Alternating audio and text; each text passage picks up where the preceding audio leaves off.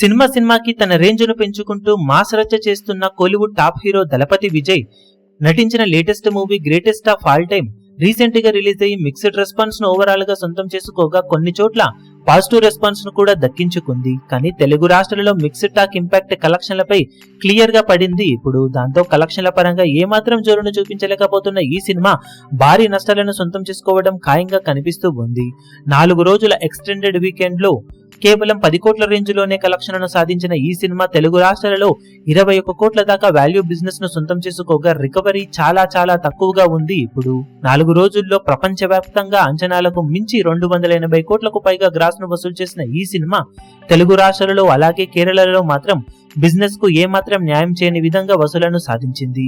కేరళలో ఎప్పటి నుండో విజయ్కు మా స్టార్డమ్ ఉన్నప్పటికీ ఈ సినిమా పూర్తిగా అండర్ పర్ఫార్మ్ చేస్తుంది కలెక్షన్ల పరంగా. ఇక తెలుగు రాష్ట్రాలలో లియో మూవీతో medium range movies range openings ని సొంతం చేసుకున్న విజయ్ ఈ రేంజ్ రెస్పాన్స్ అయితే ఎక్స్పెక్ట్ చేయలేదు గోట్ మూవీ ద్వారా. ఈ 2 చోట్ల తీవ్రమైన కలెక్షన్లలో లోపాలు కనిపిస్తూ ఉండగా భారీ నష్టాలు ఈ 2 చోట్ల దక్కించుకోబోతున్నప్పటికీ కూడా ప్రపంచవ్యాప్తంగా ఇప్పుడు బ్రేక్ ఈవెన్ మార్క్ వైపు పరుగులు పెడుతున్న గోట్ మూవీ ఓవరాల్ గా హిట్ దిశగా పరుగులు పెడుతున్నప్పటికీ కేరళలో అలాగే 2 తెలుగు రాష్ట్రాలలో మాత్రం తీవ్రమైన నష్టాలతో ఎపిక్ డిజాస్టర్ గా నిలవడం ఖాయంగా కనిపిస్తూ ఉంది.